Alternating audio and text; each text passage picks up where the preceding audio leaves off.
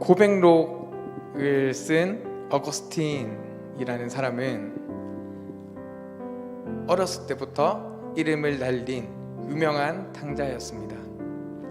청년 시절 사생활을 낳기도 했고 또 이단 종교에 빠지기도 했습니다. 어거스틴의 어머니 모니카는 이런 방탕한 아들을 위해서 날마다 눈물로 기도했습니다. 그러던 어느 날 어거스틴의 귓가에 밖에서 놀고 있던 아이들의 노래 소리가 들렸습니다. 책을 열어라, 책을 열어라.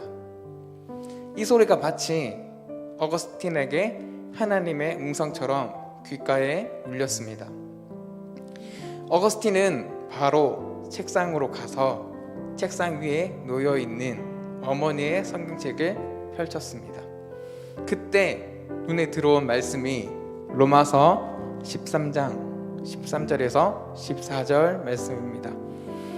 낮에와 같이 단정히 행하고 방탕하거나 술 취하지 말며 음란하거나 호색하지 말며 다투거나 시기하지 말고 오직 주 예수 그리스도를 옷 입고 정욕을 위하여 육신의 일을 도모하지 말라. 이 말씀은 어거스틴에게 아주 큰 충격으로 와닿았습니다. 하나님의 감동하심으로 이 말씀에 사로잡히게 되었고 회개해서 새 사람이 되어 어거스틴은 우리가 잘 아는 큰 성자가 되었습니다. 하나님의 말씀인 성경은 구원에 이르게 하는 길과 구원받음과 그 이후의 삶에 대해서 말씀하고 있습니다. 오직 구원은 예수 그리스도를 구세주로 믿는 믿음으로 구원을 얻는다고 분명하게 말씀하고 있습니다. 하나님의 아들이신 예수님은 인간을 죄에서 구원하시기 위해서 이 땅에 오셔서 우리의 죄를 대신 지시고 십자가에 죽으셨습니다. 그리고 3일 만에 죽음의 권세를 깨뜨리시고 다시 살아나셨습니다.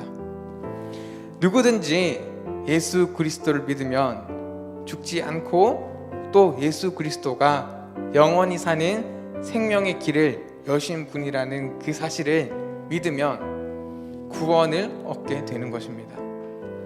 이것이 성경의 핵심입니다. 하나님의 자녀인 우리는 이 사실을 반드시 기억하고 말씀을 따라 살아야 할 것입니다. 오늘 본문 말씀 16절 말씀을 보면 성경은 하나님의 감동으로 쓰여졌다라고 기록하고 있습니다. 하나님의 영감을 받았다는 것입니다. 하나님께서 성경을 기록할 때 그 기록하는 사람들을 사용하실 때 그 기록에 오류가 없도록 인간 저자의 전 인격에 영감을 주셨다는 뜻입니다. 그래서 성경은 교훈과 책망과 바르게 함과 의로 교육하기에 가장 유익한 책이다라고 말씀을 하고 있는 것입니다. 말씀을 읽고 또 듣고 지키면 죄와 사망의 법에 속해 있던 삶의 모습이 점점 온전하게 되고 선을 행하기에 온전한 사람으로 변화됩니다.